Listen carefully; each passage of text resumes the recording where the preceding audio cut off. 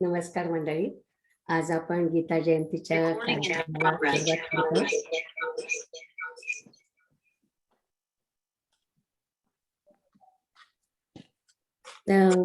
गीतेच्या कार्यक्रमाच्या आधी नेहमी गीता ध्यान म्हटलं जातं, तर आज नंदिनी सर्वदे आपल्यासाठी गीता ध्यान म्हणतात.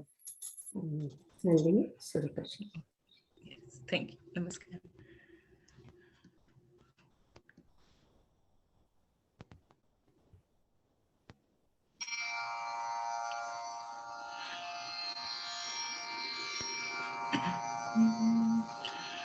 ओम श्री गणेशाय नमः.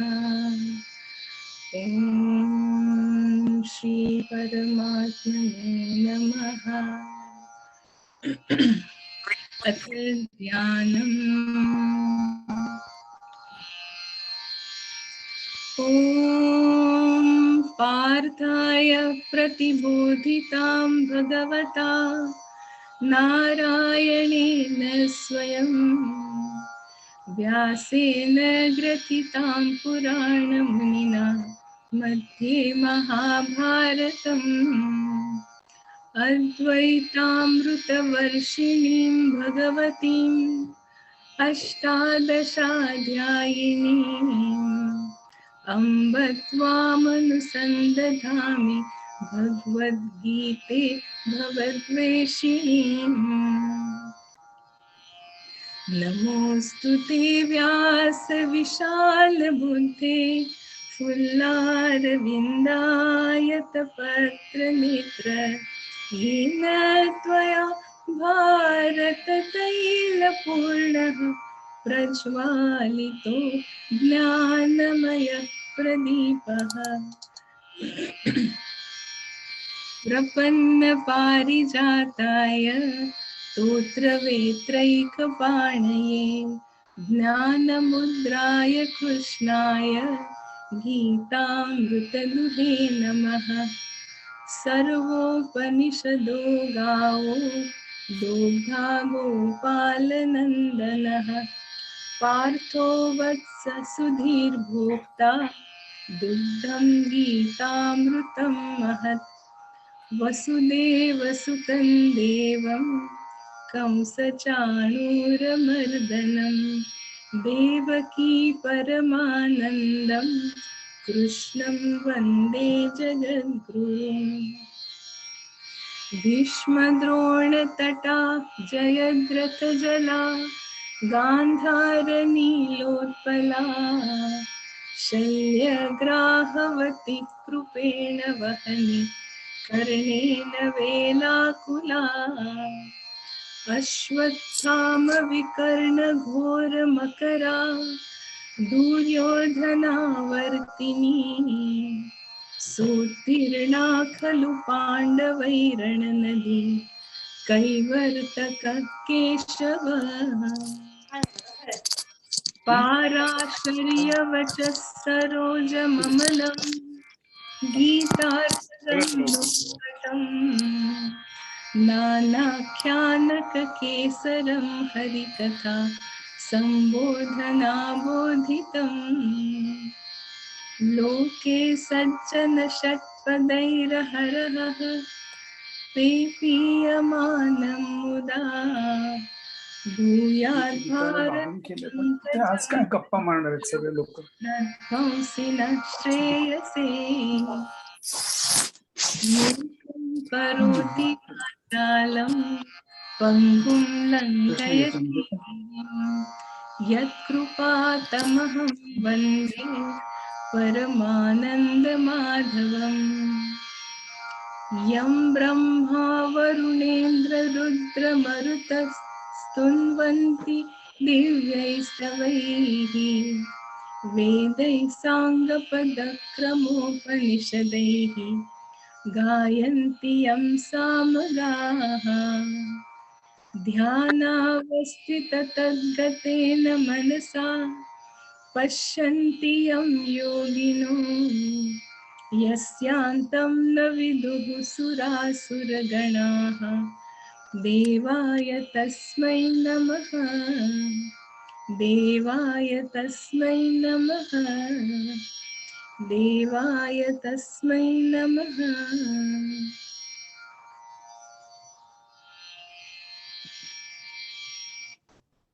छान म्हटलंस.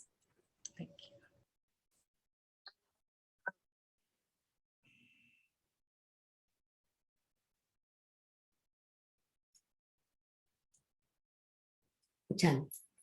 तर आजच्या दिवशी भगवान कृष्णाने कुरुक्षेत्रावर गीता संपवली. कुरुक्षेत्र आपल्याला माहित आहे की ते उत्तराखंडमध्ये आहे आणि तिथे बरेच वर्ष तिथे आज कार्यक्रम होत असतो. आता काही वर्ष झाले की तिथे आंतरराष्ट्रीय गीता महोत्सव म्हणून साजरा करण्यात येतो. 2019 पासून तिथे अनेक कार्यक्रम मोठ्या प्रमाणात होत आहेत.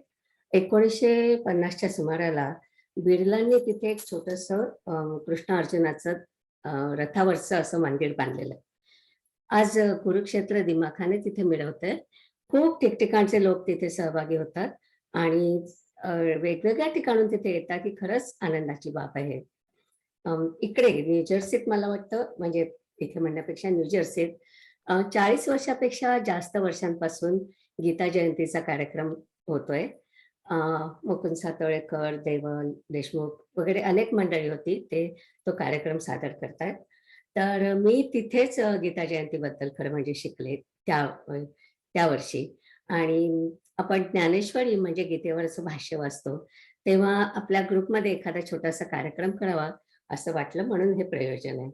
आजचं सूत्र आहे उद्धरेद आत्मनात्मानं. आपण आपलाच उद्धार करायचा असतो, हा गीतेतला महत्वाचा संदेश आहे. तुमच्यापैकी काही जण पहिल्यांदाच अध्यात्माकडे वळतात आहेत आणि मला माहिती आहे की काहींचा खूप अभ्यास आहे, पण त्या अभ्यासातून किंवा ज्ञानेश्वरीच्या अध्ययनातून आपल्याला काय साधलं हा आजचा विषय आहे. जवळजवळ 15 जण त्याच्यात बोलणार आहेत आणि आज 10 जण बोलतील आणि पुढच्या वेळी 5 जण बोलतील. तर 2019 सालचे काही फोटो आहेत आपल्याकडे, तर त्याच्यातले आपण काही फोटो दाखवूया. हा, एवढे लोक तिथे जमलेले असतात, हजारोच्या वर तिथे जन्मले असतात. हे मधलं जे आहे ते ब्रह्मसरोवर आहे. ब्रह्मसरोवर म्हणजे धृतराष्ट्र नाही, जेव्हा पांडवांनी तिथे यज्ञ केला, अश्वमेध यज्ञ केला आणि त्या यज्ञाच्या नंतर तिथे सर्व तयार झालं असं म्हटलं जातं. तर तिथे त्यांनी शिवाचं मंदिर तिथे बांधलेलं आहे. तर हे शिवाचं मंदिर आहे. आपण आता सगळेच फोटो एकदमच दाखवूया. हा दुसरीकडूनचा भाग आहे आणि खूप सुंदर ते डेकोरेशन पण खूप सुंदर करतात. अर्थातच हा मला वाटतं पहिला होता त्यांचा आंतरराष्ट्रीय महोत्सव, त्यामुळे कमी लोक होते आणि त्याच्यानंतर कोविडमुळे तर खूपच कमी आहेत. मला वाटतं यावर्षी खूप लोक आले आहेत तिथे. जाऊया पुढे. आणि अनेक प्रकारचे नाचगाडी होतात, म्हणून मी आपलं एक सॅम्पल म्हणून तिथे टाकलं. तर आता आपण आपला कार्यक्रम सुरू करतोय. मी पहिल्यांदा बोलणार आहे. माझा विषय आहे तुझं सगुण म्हणू की निर्गुण रे. मागच्या महिन्यात मी जेव्हा विठ्ठलावर बोलले होते त्यावेळेस अभ्यास करताना एक जुना विषय पुन्हा उघडला गेला आणि तो म्हणजे, आणि त्याच अनुषंगाने मी आज बोलणार आहे. माझा विषय आहे तुझे सगुण म्हणू की निर्गुण रे. अर्थात समग्र ज्ञानेश्वर वाङ्मय आपण त्याच्याबद्दल बोलणार आहोत. तर ज्ञानेश्वरांच्या नंतर आणि अगदी या शतकात त्यावर पूर्ण संशोधन होईपर्यंत ज्ञानेश्वरांचा देव सगुण होता की निर्गुण होता असा वाद सुरू होता. योगी ज्ञानदेव आणि गीता सांगणारा ज्ञानेश्वर किंवा विडाण्या लिहिणारा, हरिपाठाचे अभंग लिहिणारा ज्ञानदेव एकच कसा असेल यावर महाराष्ट्रात तत्वचिंतकांमध्ये अनेक चर्चा सुरू होत्या. इतके की 1898 मध्ये शिवराम भारदे यांनी ज्ञानदेव व ज्ञानेश्वर अशा 2 व्यक्ती आहेत असं प्रतिपादन केलं होतं. तेव्हा निर्गुणाची उपासना करणारा योगी ज्ञानेश्वर आणि सगुणाची उपासना करणारा, सगुणाची भक्ती करणारा भक्त ज्ञानदेव हे वेगळे आहेत असा एक पंथ मानू लागला. ऍक्च्युअली आपण जी ज्ञानेश्वरी वाचतो मामा दांडेकरांची, त्याच्या ज्ञानेश्वरीच्या प्रस्तावनेत याचा सगळ्याचा उल्लेख आहे. तर ज्ञानदेव आणि ज्ञानेश्वर एकच असतील तर तुझं सगुण म्हणू की निर्गुण रे असा अभंग लिहिणारे ज्ञानदेव खरंच त्या वेळेला गोंधळात असतील का? ज्ञानेश्वरी कर्मयोग, ज्ञानयोग किंवा भक्तियोग कशाचा पुरस्कार करते, असे अनेक प्रश्न येत होते. तर मला वाटतं आपण सगळ्याचा समग्र विचार करायला पाहिजे आणि तसा विचार करताना त्यांच्या सर्व साहित्यामागे एकच तत्व आहे असं आपल्याला दिसून येतं. ज्ञानेश्वरीला सुरुवात केल्याबरोबर आपल्याला काय दिसतं? ज्ञानेश्वरांनी शिवाला, विष्णूला किंवा कृष्णाला वंदन केलं नाही, वेद प्रतिपाद्य अशा आत्मतत्वाला वंदन केलंय. ओम नमोची आज्ञा. वेदाला जे आत्मतत्व अभिप्रेत आहे ते म्हणजे चराचरात भरलेले ब्रह्मतत्व आणि सर्व वैदिक धर्मग्रंथांचं रूपक घेऊन त्या ज्ञानालाच त्यांनी नमन केलं आहे आणि म्हटलं आहे जय जय ससंवेद्या आत्मरूपा. ज्ञानेश्वरीत भक्ती मार्गावर जास्त विवेचन असलं तरी दुसऱ्या, तिसऱ्या, चौथ्या आणि 13व्या अध्यायात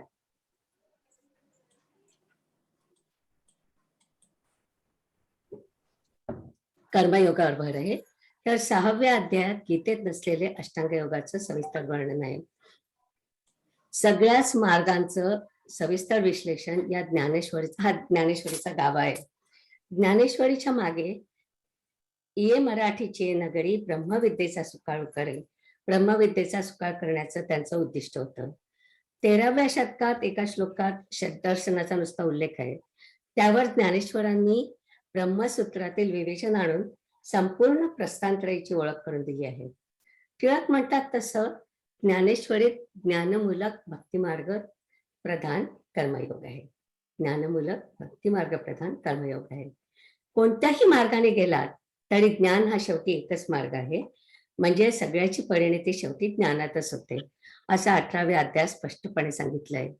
म्हणजे जेव्हा ज्ञान होतं ती अद्वैत भक्ती आणि ती सगळ्यात श्रेष्ठ भक्ती. आता त्यांचं दुसरं एक भक्तिपूर्ण साहित्य म्हणजे हरिपाठ. पुन्हा प्रश्न येतो, ते जर का अद्वैतवादी होते तर मग हरीचे अभंग कशाला त्यांनी लिहिले? त्याच्या मागे सुद्धा खूप विचार आहे. जनतेला अभंगाचा सोपा मार्ग दाखवताना सुद्धा त्यांनी हरीचं गुणगान केलंय. वेदामध्ये कलिसंतरण नावाच्या उपनिषदामध्ये हरीचा अर्थ आहे जो अज्ञान दूर करतो तो, म्हणजे पूर्ण ब्रह्मच. ज्ञानेश्वरांनी हरिमुखे म्हणा असं सांगताना भक्तीच्या मार्गाने ज्ञानप्राप्ती होते हे साध्य पुढे ठेवलं होतं. हरीचा असा अर्थ घेऊन जर विश्लेषण केलं तर हरिपाठात सुद्धा परब्रह्मरूप ईश्वरच आपल्याला अभिप्रेत येतो. हरी दिसे जनी वनी आत्मतत्वी या अभंगात सर्व व्यापून उरलेल्या ईश्वराचा, ईशावास्यातील ईश्वराचा हरी म्हणून त्यांनी उल्लेख केला आहे. संपूर्ण हरिपाठ हा या आत्मतत्वावर आधारित आहे. त्यांचे दोन महत्वाचे वाङ्मय म्हणजे आणखी दोन महत्वाचे वाङ्मय मी म्हणायला पाहिजे होतं की चांगदेव पासष्टी आणि अमृतानुभव. तर परब्रह्म अशी एकरूप होण्याचा, अद्वैत साधण्याचा अनुभव तो अमृतानुभव, त्याबद्दल तर वादच नाही. अद्वैतवादाच्या साहित्याचा सुंदर नमुना म्हणजे चांगदेव पासष्टी. चांगदेवांच्या कोऱ्या कागदाचं समर्थन फार सुंदर केलंय. ते चांगदेवांना म्हणतात, तुझ्यात आणि माझ्यात नामरूपाचा भेद असला तरी आत्मा एकच आहे, मग आपणच आपल्याशी कसं बोलणार? म्हणून तू कोरा कागद पाठवलास हे बरोबरच आहे. यालागी मौनीची बोली आहे, म्हणून त्यांच्या कोऱ्या कागदाचं समर्थन करतात. अप्रमेय प्रमेय भरली मौनाची अक्षरे भली, त्यातून जीवशिवाच्या सामरस्याचा संवाद झाला असे ते म्हणतात. ज्ञानेश्वरांनी त्यावेळी त्या दोघांमधली नामरूपाची भिंत चालवून बाजूला केली असं मला वाटतं आणि चमत्कार असेल तर तो इथे आहे. भिंत होती ती नामरूपाची होती.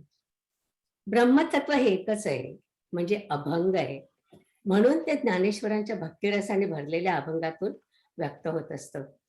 तुझं सगुण म्हणू की निर्गुण रे, सगुण निर्गुण एका गोविंदू रे. सगुण काय किंवा निर्गुण काय, कसंही तुझ्याकडे पाहिलं तरी तू गोविंदच आहे ही ओळ महत्वाची आहे. सगुण निर्गुण एका गोविंदू रे. पहा, पुन्हा विचारपूर्वक शब्द वापरलाय. वैदिक संस्कृतात गोचा आणखी एक अर्थ आहे वेदातील ज्ञान, आणि ते जो जपतो तो गोविंद, म्हणजे तो म्हणजेच ब्रह्म. या साहित्य सम्राटाने चपखल शब्द वापरून कोणत्याही वाटेने गेलात तरी शेवटी आपला अंतःप्रवाह जो आहे तो अद्वैताचा आहे, शुद्ध ब्रह्माचा आहे, हे कायम ठेवलंय. ते तत्व जे वेद प्रतिपाद्य आहे तेच मला अभिप्रेत आहे, असं सगळीकडे त्यांनी दाखवून दिलंय. अशा तऱ्हेने ज्ञानेश्वर माऊलींनी भावार्थादीपिकेतून, हरिपाठातून, चांगदेव पासष्टीतून आणि अभंगामधून किंवा विराण्यांमधून सगळीकडून वेदातील ज्ञानाचाच प्रसार केलाय. फक्त रेड्याच्या तोंडून नव्हे तर प्रत्येक भक्ताच्या तोंडून वेद वदवले आहेत. हा चमत्कार खरंच फार मोठा आहे.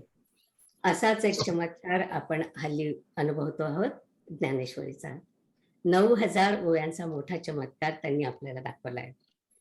जे म्हणता नये काही, जाणू नये कैसेही, असताची असे पाही असणे जया. काय सांगते, असताची असे पाही असणे जया. ज्याला काही संज्ञा लावता येत नाही ते केवळ असणे आहे. असणं म्हणजे एक्झिस्टन्स, ज्यामुळे सर्वाला अस्तित्व आहे, ते ब्रह्माची तीच व्याख्या आहे. अशा रीतीने त्यांच्या साहित्याकडे पाहिलं की ज्ञानेश्वर म्हणा किंवा ज्ञानदेव म्हणा, सगळीकडे एकच व्यक्ती आहे याची खात्री पटते. इतकेच नव्हे तर ईश्वर आणि ज्ञानेश्वर हेही एकच आहेत. या त्यांना आलेल्या अद्वैताच्या अमृत अनुभवाची सुद्धा आपल्याला साक्ष पडते. सगुण निर्गुण एक गोविंद रे. माझ्यानंतर माझं आता इथे संपलं, सगुण निर्गुण एक गोविंद रे. तर माझं जिथे संपलं त्याच्यानंतर आता आपल्या सत्संगातली काही मंडळी बोलणार आहेत. माझा पहिला सत्संग मागच्या जानेवारीमध्ये सुरू झाला आणि ती मंडळी सध्या 13व्या अध्यायावर आहे. दुसरा एक मोठा सत्संग होता तो यावर्षी 4 जानेवारीला सुरू झाला. तर त्यांचा 10वा अध्याय नुकताच सुरू झालाय. ज्ञानेश्वरीचा अभ्यास करताना तुमच्यात काय बदल झाला, आचार विचार कशात बदल झाला ते आता ते सांगतायत. तर आपण वृंदा कुलकर्णी यांच्यापासून सुरू करूया. वृंदा ही दुसऱ्या गटातली आहे. वृंदा. नमस्कार. फार सुंदर सांगितलं निलिमाताई. नंदिनी तर एकदम सुरेल सुरुवात केली आणि तुम्ही त्याच्यावर जसा काही कळस घातला. आता मला थोडस भीती वाटते मग बोलायला. हरकत नाही, बोला. आजचा मी निवडलेला माझा विषय आहे दुसऱ्या अध्यायातला मध्य भाग, की जिथे भगवान अर्जुनाला स्वधर्माबद्दल सांगतात. तर त्याबद्दल मी थोडस आज मला जे कळलं ते सांगणार आहे. आपल्याला सगळ्यांना माहित आहे की ह्या जगाचा इतिहास युद्धांनी भरलेला आहे. पुरातन कालापासून युद्ध बहुतेक वेळा 3 कारणांमुळे झाली: जमीन, संपत्ती आणि स्त्री. गुजरातीमध्ये तर आमच्या एक म्हणच आहे की जर जमीन ने जोरू हे त्रण कजियाना छोरू. महाभारताचं युद्ध पण वरकरणी जरी या तिन्हीमुळे झालं असं वाटलं तरी खरं म्हणजे ते तसं नव्हतं. हे युद्ध धर्माच्या रक्षणासाठी झालं. त्याची गीतेची सुरुवातच बघा धर्म या शब्दानेच होते. धर्म हा शब्द अनेक वेळा इंग्लिश शब्द रिलिजनचं ट्रान्सलेशन म्हणून वापरतात, पण आपल्याला माहिती आहे की ते चुकीचं आहे. धर्माची व्याख्या वैशेषिका सूत्रात केलेली आहे, ती म्हणजे यतो अभ्युदया निश्रेय ससिद्धी सधर्म. अगदी सोप्या भाषेत सांगायचं झालं तर ज्याच्या आचरणाने उन्नती होते, कल्याण होतं आणि मुक्ती मिळते तो धर्म. आणि आपल्या हिंदू फिलॉसॉफी प्रमाणे धर्म प्रत्येकाचा वेगळा असू शकतो. या कन्सेप्टलाच गीतेत स्वधर्म म्हटलं आहे. संस्कृतमध्ये अजून एक सुंदर श्लोक आहे की ज्याच्यात कोणाचा स्वधर्म काय याचं उदाहरण सांगितलेलं आहे. तो मी इथे सांगते. दंड एव हि राजेंद्रन शास्त्र धर्मो न मुंडनम. म्हणजे राजाचा धर्म हा शासन करण्याचा आहे, कोणाचं मुंडन करणं हा क्षत्रियाचा धर्म नाही. आणि इथे मला एक छोटीशी गोष्ट आठवती, आपण लहानपणी सगळ्यांनीच ऐकलेली, रामशास्त्री प्रभुण्यांची.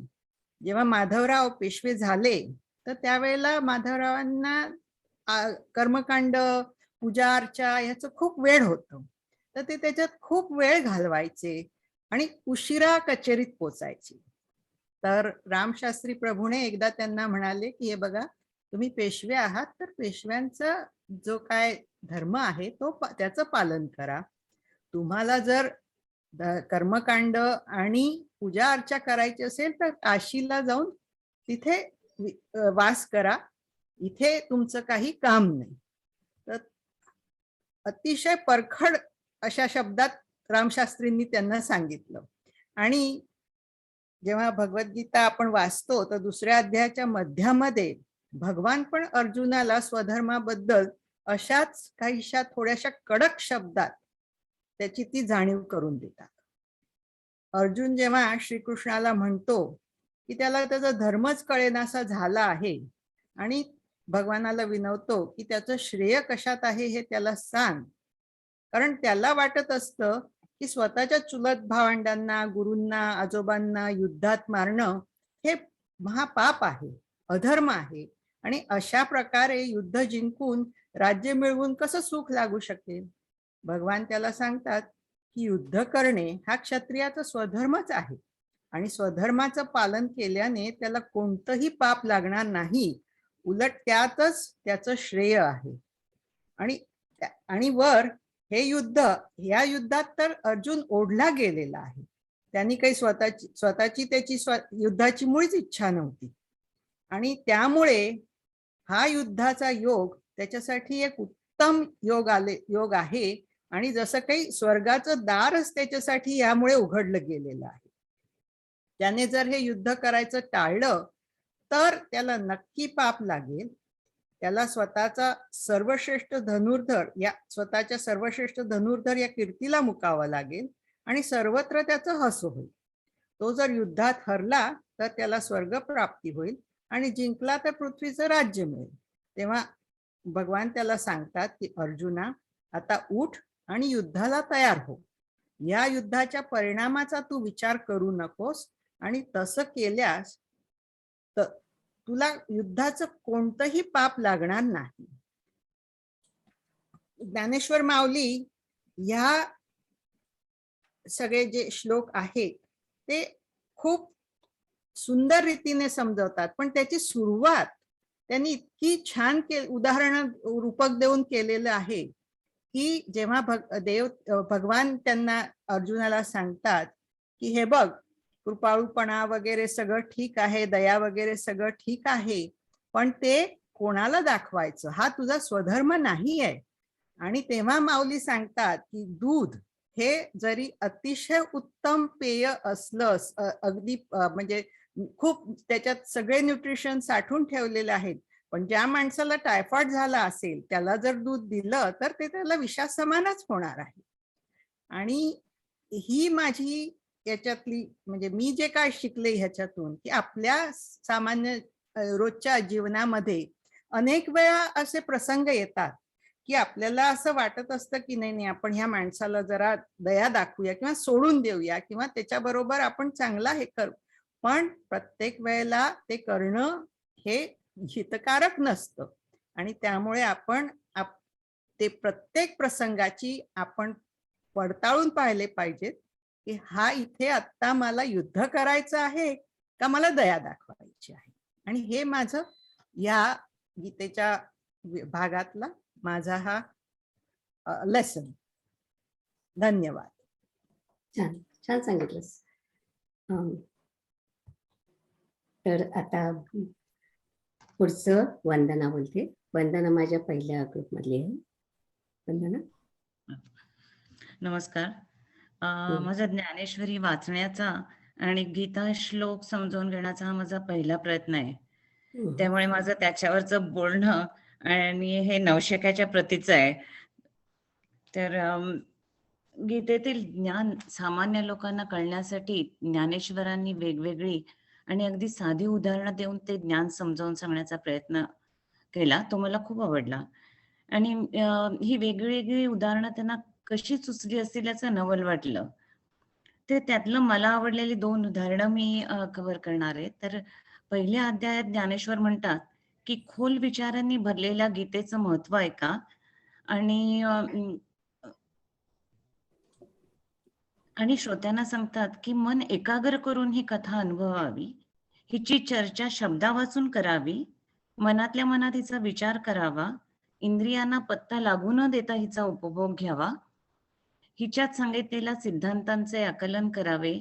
हे कसे करावे हे समजावून सांगताना जे उदाहरण देतात ते मला खूप आवडलं, की कमळातील परागकण भुंगे घेऊन जातात, परंतु कमळाच्या पाकळ्यांना त्याची खबरही नसते. या ग्रंथातील तत्वांचे सेवनही त्याच पद्धतीने करावे.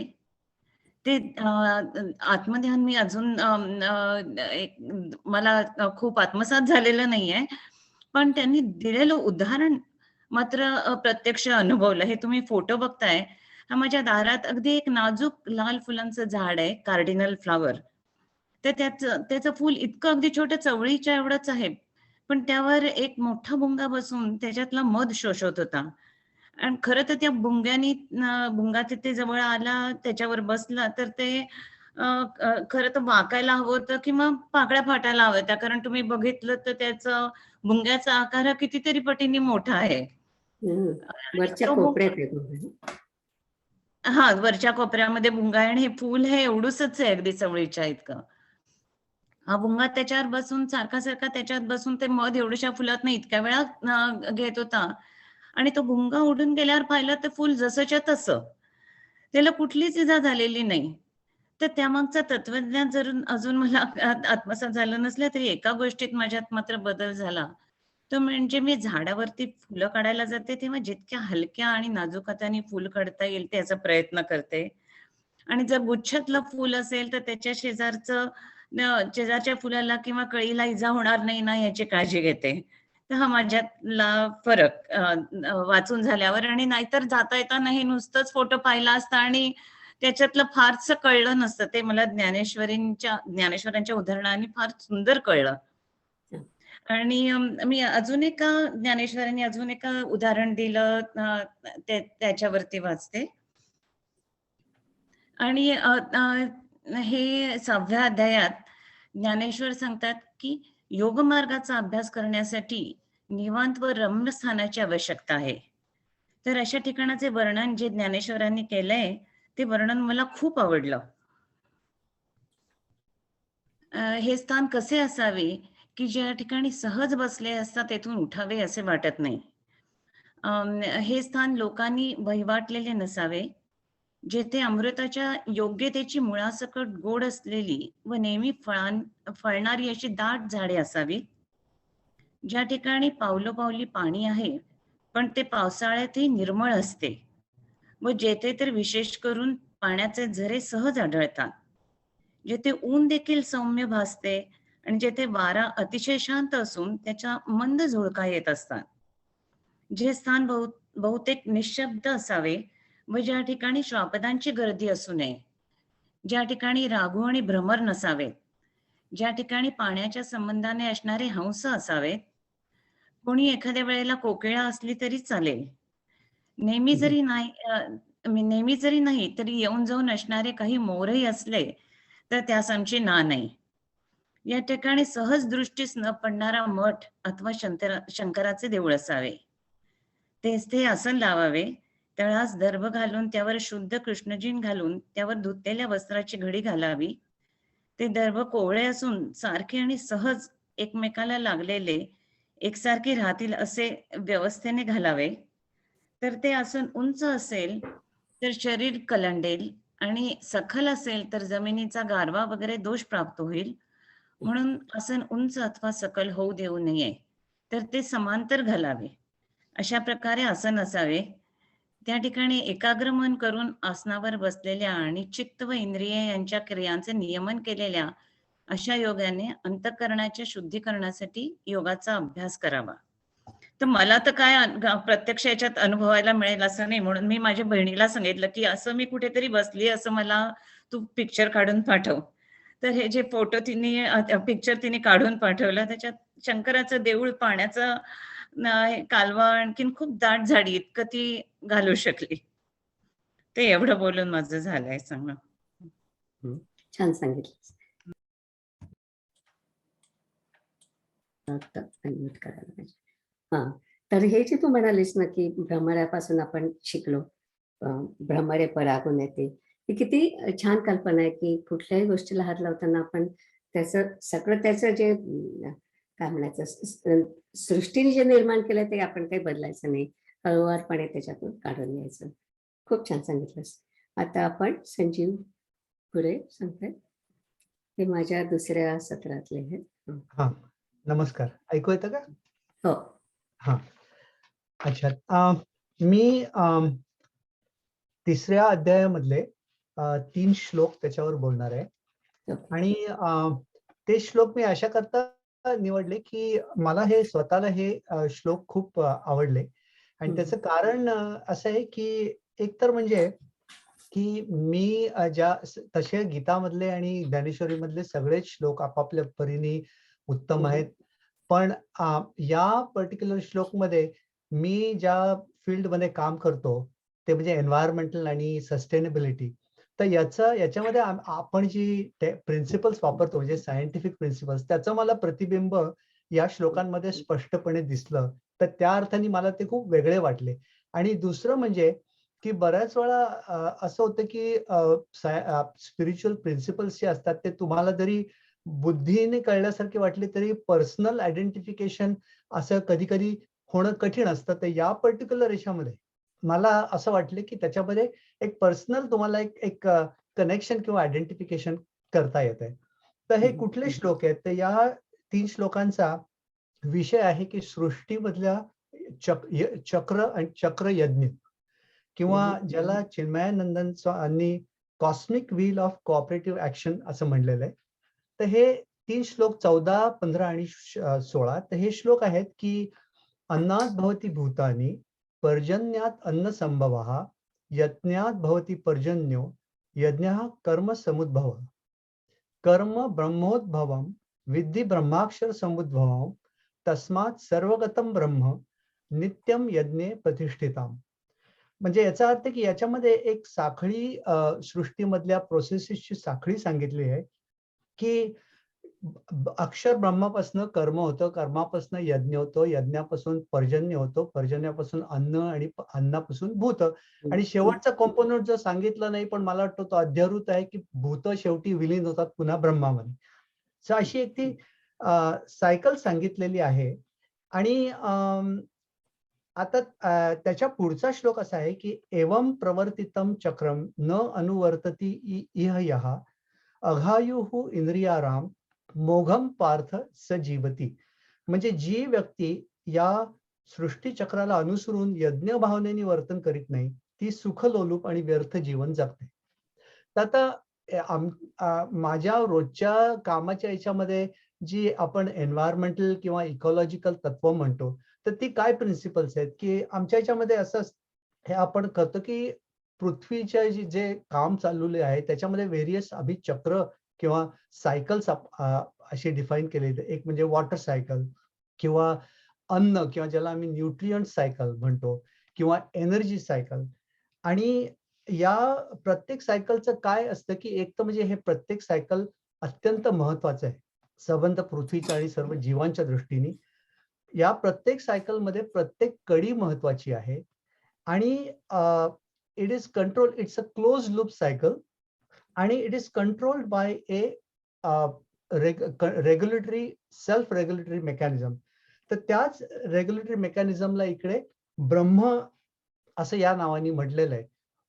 म्हणून मग हे याच्यामध्ये जी जी साखळी सांगितली आहे त्याच्यामध्ये मला ह्या एका तत्वाचं मला अगदी स्पष्ट म्हणजे बीज सापडल्यासारखं वाटतं. त्याच्या पुढचा जो श्लोक आहे की जी व्यक्ती या सृष्टी चक्राला अनुसरून वर्तन करीत नाही ती सुखलोलूप व्यर्थ जीवन जगते. ती आमचं दुसरं प्रिन्सिपल असे की सस्टेनेबल लिव्हिंग आजकाल आपण म्हणत असतो की मोठी गोष्ट झालेली आहे. नाहीतर आपण ग्लोबल वॉर्मिंग म्हणत असतो आणि काय त्याचे परिणाम होतात ते आपण बघतोच. व्हेरियस सगळीकडे काय काय पर्जन्य होतंय, सगळं होतंय. तर ते प्रिन्सिपल काय आहे की एक तर म्हणजे की you have to live in harmony with the surroundings. हे एक. दुसरं म्हणजे ओव्हर कन्झम्पशन अवॉइड करायचं. ओव्हर कन्झम्पशननी तुम्ही रिसोर्सेस सगळे डिप्लीट करत असता.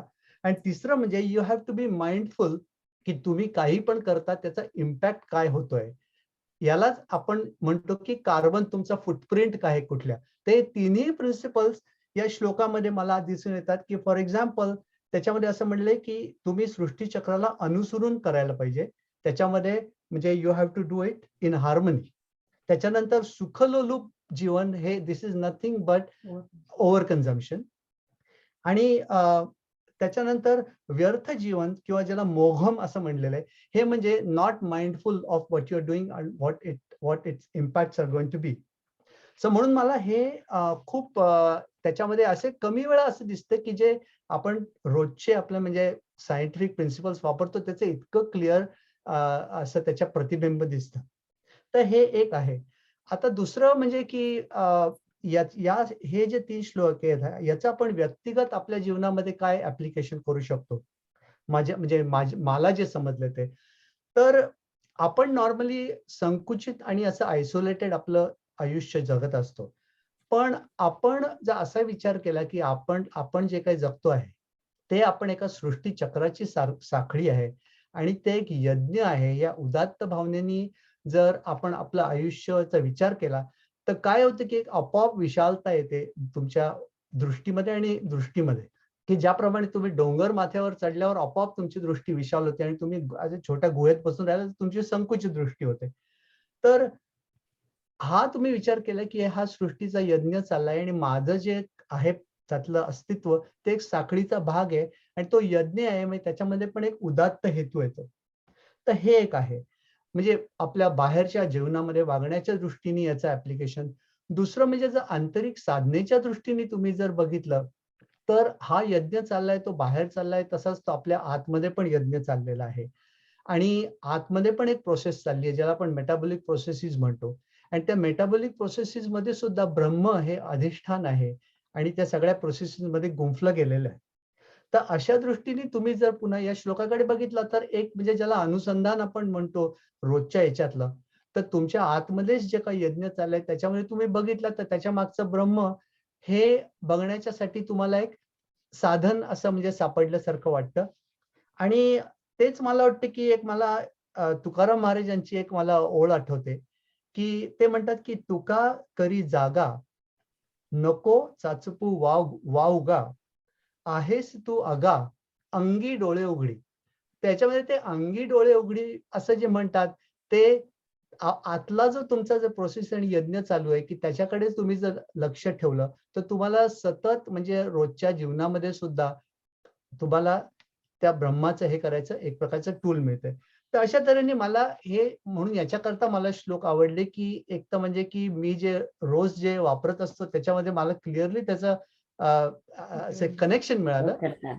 आणि व्यक्तिगतदृष्ट्या सुद्धा आयडेंटिफाय करायला मला तो श्लोक सोपा वाटला. खूप धन्यवाद. छान सांगितलं. आणि मला हे आवडतं की प्रत्येक जण काहीतरी वेगळं बोलतंय.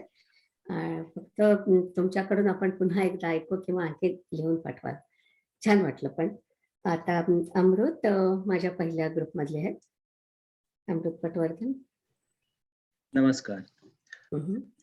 भगवान श्रीकृष्ण, महर्षी व्यास आणि माऊली ज्ञानेश्वर महाराज या सर्वांना वंदन करून आज गीता जयंतीच्या शुभ दिवशी मी गीताई आणि ज्ञानेश्वर याबद्दल 4 शब्द बोलत आहे. ते ऐकून घ्यावे ही विनंती. लहानपणी कानावर आपल्या सगळ्यांच्या गीता किंवा ज्ञानेश्वरीतले काही श्लोक आलेले असतात. तसं माझ्या कानावर आलेलं होतं की काय की लोकमान्य टिळक आणि विनोबा भावे यांचा गीतेवर दांडगा अभ्यास होता आणि ते गीता ऍक्च्युअली जगत असत आणि गीतेमध्ये प्रचंड तत्वज्ञान दडलेलं आहे. आणि ज्ञानेश्वरी बद्दल म्हणाल तर एकतरी ओवी अनुभवावी ज्ञानराज माझी योग्यांची माऊली. त्यामुळे ज्ञानेश्वरीत इंटरेस्ट होता की केव्हा तरी आपल्याला पण समजावी. पण तिच्याबद्दल माहिती अशी एवढीच की संस्कृत मधील भगवद्गीता जी समजण्यास अत्यंत कठीण, ती जनसामान्यांपर्यंत पोहोचवण्याचे मोठे कार्य ज्ञानेश्वरी मार्फत संत ज्ञानेश्वरांनी सुमारे 700 वर्षापूर्वी केले. पण भगवद्गीतेबद्दल बोलाल तर आईवडिलांमुळे 12वा आणि 15वा अध्याय तोंडपाठ होते.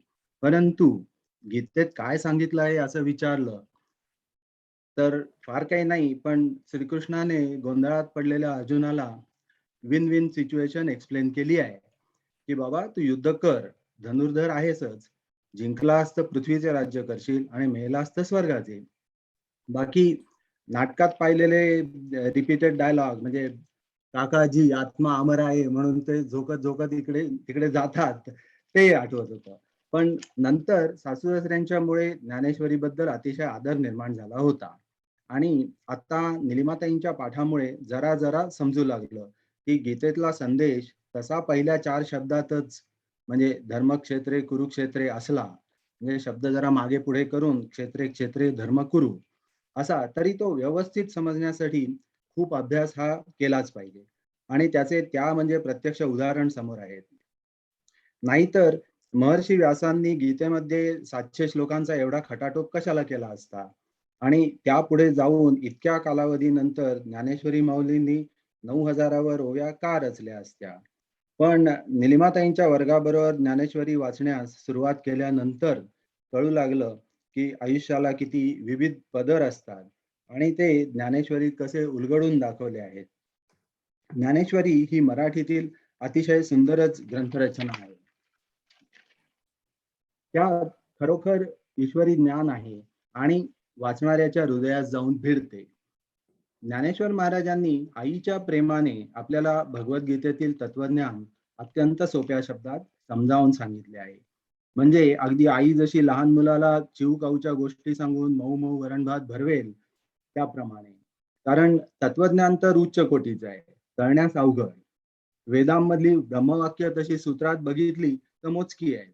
म्हणजे अहम ब्रह्मास्मी किंवा तत्वमसी किंवा इदम न मम, पण त्यामागे काय दडलं आहे आणि मला त्याचा उपयोग काय, किंवा ती वाक्य मला कशी समजणार, किंवा ज्याला समजले पाहिजे तो मी कोण, अशा प्रश्नांची उत्तरे ज्ञानेश्वरीमध्ये सहजपणे भरलेली आहेत.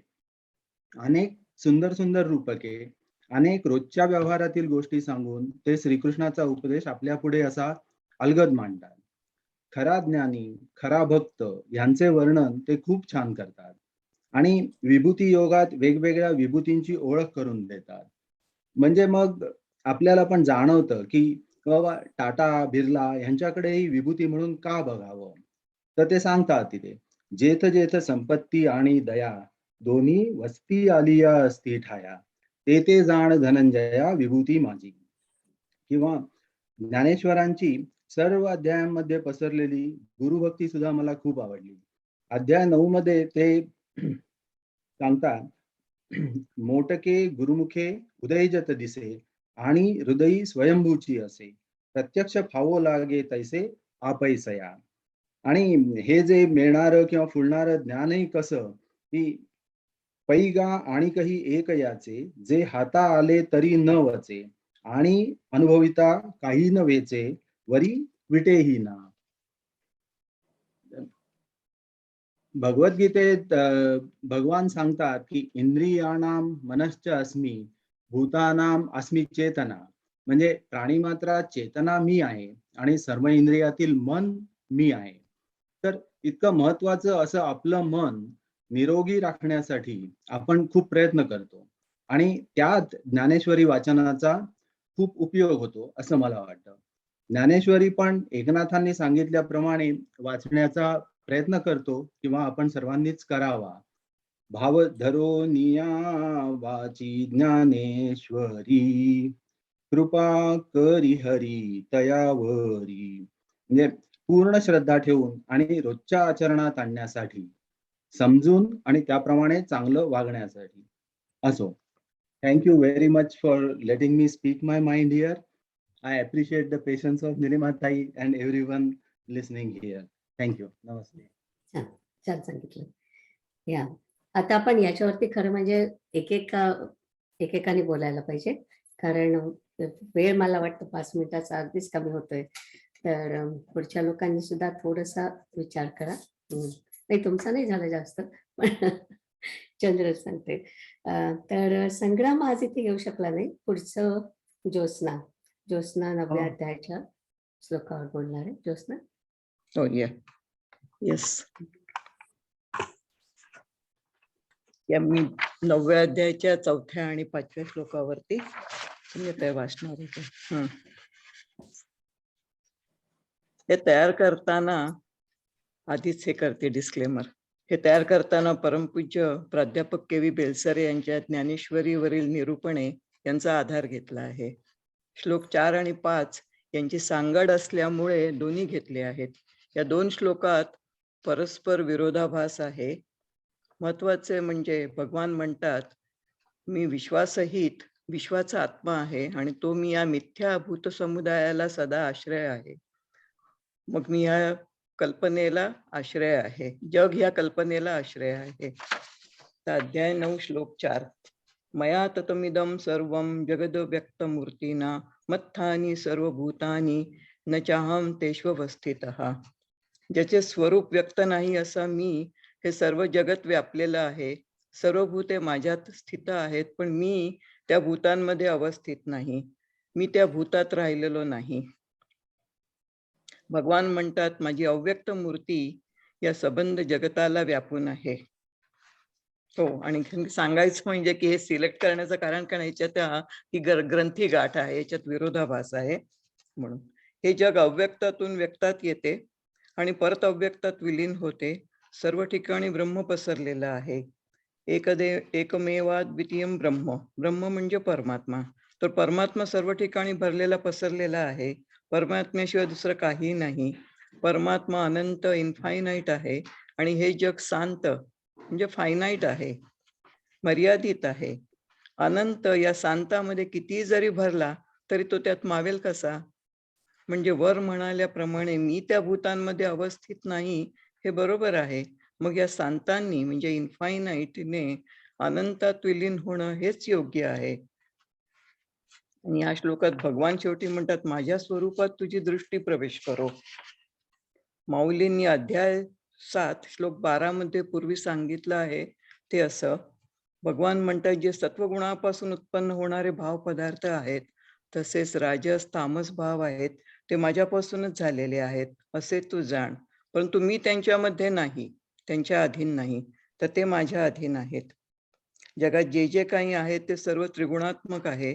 भगवान म्हणतात, मी सत्व रज आणि तम हे सर्व माझं स्वरूप आहे, हे तू ओळख. हे विश्व शांत म्हणजे फायनाईट आहे. जरी माझ्यामुळे झालं असलं तरी मी अनंत आहे. त्याच्यामुळे त्यामुळे मी त्याच्यात नाही. याचा अर्थ विश्वाने मी संपत नाही. हे विश्व कितीही विशाल झालं तरी परमात्मा त्याच्या पलीकडे आहे. अशी अनेक विश्व येतात आणि जातात. असं असून सुद्धा तो परमात्मा मात्र तसाच राहिला आहे. ज्ञानेश्वर महाराज म्हणतात की स्वप्नाच्या डोहात जागृती बुडत नाही, जागृती पलीकडे राहते, कारण जागृतीतूनच स्वप्न येते. उदाहरणार्थ, नवरा बायको त्यांच्या लग्नाचे फोटो बघतायत. तिथे तिसरा माणूस येतो आणि विचारतो, हा फोटोत कोण आहे? बायको सांगते, हा माझा नवरा आहे. मग इथे प्रत्यक्षात उभा आहे तो कोण आहे? त्याला उत्तर काय? यातला खरा कोण? अर्थात शेजारी उभा असलेला खरा आहे आणि फोटोतला आहे त्याचं प्रतिबिंब आहे. याचा अर्थ काय? तर त्या फोटोमध्ये तो आहेच, कारण कोणाचा फोटो आहे तर त्याचा आहे. तो आहे ना त्यामध्ये, पण तो त्यात नाही. तसा परमात्मा जगात असून नाही. प्रतिबिंब बिंबावर अवलंबून आहे, पण प्रतिबिंब हे बिंब नव्हे.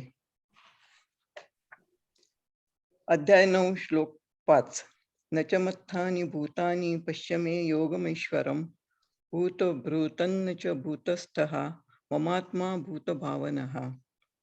ती सर्व भूते माझ्या ठिकाणी राहिलेली आहेत, परंतु माझी ईश्वरी योगशक्ती पहा की भूतांना उत्पन्न करणारा व त्यांचे धारण पोषण करणारा असून सुद्धा माझा आत्मा वास्तविकपणे भूतांच्या मध्ये राहिलेला नाही.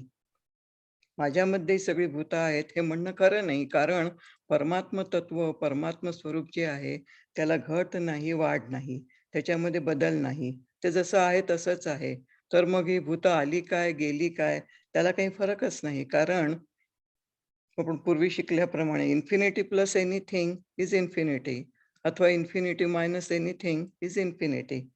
त्यामुळे ही सर्व विधाने जरी विरोधाभास असली तरी ती बरोबर आहेत. तर म्हणजे एक अज्ञात शक्ती आहे, ती अव्यक्त आहे आणि ती हे सर्व घडवून आणते आहे. ती शक्ती जे काही घडवून आणते त्याला भगवान आपलं ऐश्वर्य म्हणतात. परमात्मा म्हणतात माझ्या शुद्ध स्वरूपात जग नाही, विश्व नाही, काही नाही. मी आहे, नुसता आहे, बिईंग. मग तू जसा संकल्प करशील तसा तो आहे. जीवाच्या ठिकाणी कोणतीही गोष्ट घडायला संकल्प लागतो. या संकल्पाला 3 अंगे आहेत. एक बुद्धी म्हणजे कारण, 2 शक्ती म्हणजे विल आणि तिसरी कृती. संकल्प हा बुद्धीतून निर्माण होतो. बुद्धीला विकारांचं आवरण आहे. माऊलींनी येथे पंचमहाभूतांचे बरेच दृष्टांत दिले आहेत. ते असे, एक पहिली माती. मडकी काही मातीतून आपोआप येत नाहीत. ते कुंभाराच्या बुद्धीचं कौशल्य आहे. दुसरं समुद्रावरील पाण्याचे तरंग, ती वाऱ्याची करणी आहे. कापसातून कपडा तयार होतो, ती परत माणसाची बुद्धी. चौथं अलंकार आणि सोनं, सोन्याची लगड आहे. ते सोनेपण आणि अलंकार केल्यावर त्याचं सोनेपण, यात फरक काय आहे? फरक काही नाही. आता माऊली वेगळा मुद्दा सांगतायत. जगत हे परमेश्वराचं ऐश्वर्य आहे, दोघात फरक काहीही नाही. हे पाहण्याची दृष्टी फक्त वेगळी आहे. माऊली पुढे म्हणतात, बीजाचे तरू झाले, बी आहे त्यातूनच झाड उत्पन्न झालं. त्यातलं अव्यक्त जे झाड आहे ते व्यक्त झालं, पण परत पर्यवसान काय झालं तर बीत झालं. म्हणून परमात्मा अव्यक्त आहे, तो या जगात भरलेला आहे. त्याच्यातूनच हे जगत, दृश्य जगत आलं, पण परत ते त्याच्यातच जाणार आहे. अरूपातून रूप येतं, रूपातून पुन्हा अरूपात जातं. हा खेळ चाललेला आहे. हा खेळ शक्ती घडवून आणते. ती शक्ती माणसामध्ये अज्ञानाने संकल्प निर्माण करते. फॉर एक्झाम्पल, अंधारात पडलेली माळ माणसाला साप वाटते, तर अंधार म्हणजे अज्ञान. जेव्हा त्याचं अज्ञान नाहीसं होतं तेव्हा त्याला ती माळ जी आहे ती कळते. म्हणजे तो संकल्प शुद्ध झाला की शक्तीचा खेळ समजतो, पण तो संकल्प तसाच राहिला की हा खेळ कळत नाही. परमात्माच शक्तीला धारण पुरेच ना? करतो आहे त्याच्या. आता आपण एक किती दोनच राहिलं? दोनच ओळी राहिल्यात. ओके, थोडंच राहिले, सॉरी. चालेल चालेल. दोनच वेळी राहिल्यात. हा, परमात्माच शक्तीला धारण करतो आहे. शक्ती त्याच्याशी तादात्म्याने आहे, म्हणून जे जे घडते ते ईश्वराच्या इच्छेने घडते. प्रत्यक्षात मला जे जग दिसतं आहे ते माझं जग आहे, ते खरं जग नाही. Every man leaves in his on world. म्हणून परमात्मा म्हणतात माझं खरं स्वरूप कोणाला दिसेल की ज्याचा संकल्प शुद्ध झाला त्याला दिसेल. ज्ञानेश्वर महाराज म्हणतात की तुम्ही जगात पाहता नाही, कल्पनाशक्ती वापरून बघता, हे चुकतं. वस्तू जशी आहे तशी पहा. माऊलींचा भर कल्पनाशक्तीला दूर करण्याकडे आहे, म्हणजे अज्ञान दूर करण्याकडे आहे. माझं मन जर सुधारलं, कल्पना बदलली, अज्ञान दूर झालं, तर हे सारं जग मला परमात्मा स्वरूप दिसायला लागेल. कृष्णार्पणमस्तु. सॉरी. खूप अवघड विषय आहे, पण तुझी जी हो ना. स्वप्नाची कल्पना होती ती हा. छान कल्पना होती. फोटोची जी कल्पना होती ती. ओके, आता पुढे जाऊया. विनोद बोलणार आहे. विनोद, आणि सर्वांना- प्लीज मर्यादा राखा आपली हो शब्दांची. सर्वांना गीता जयंतीचा नमस्कार. थँक्यू. मी आज बोलणार आहे थोडस आपल्याला ज्ञानेश्वरीतली जी उदाहरणं दृष्टांत पाहायला मिळतात त्याच्या सौंदर्याविषयी. तर आपण म्हणतो उपनिषद म्हणजे वेदांचं सार आणि भगवद्गीता म्हणजे उपनिषदांचं सार. ज्याला हे 700 श्लोक कळले त्याला सगळं जीवनच कळलं, तत्वज्ञान कळलं असं म्हणता येईल. माझ्यासारख्या माणसाला ना संस्कृत भाषेत गती ना अध्यात्मात, त्यामुळे मला हे 700 श्लोक समजायची नक्कीच माझी क्षमता नाही.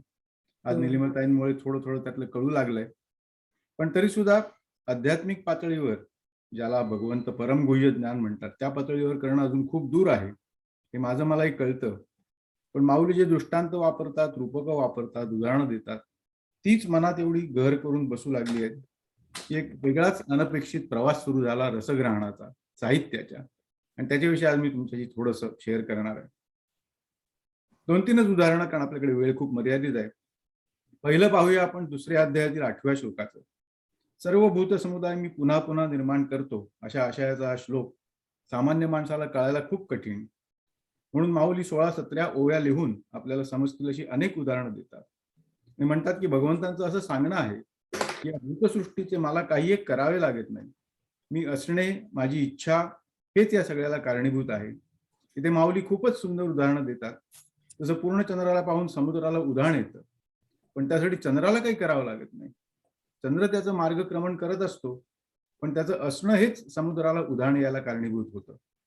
तसेच लोहचुंबक एके ठिकाणी असला तर जड लोखंड त्याच्याकडे आकर्षित होते, त्याला जाऊन चिकटते. पण त्यासाठी लोहचुंबकाला काही मेहनत करावी लागते का? तर काही नाही. एका तऱ्हेने यातच आपल्याला सृष्टीचे नियम कळतात असं मला वाटलं.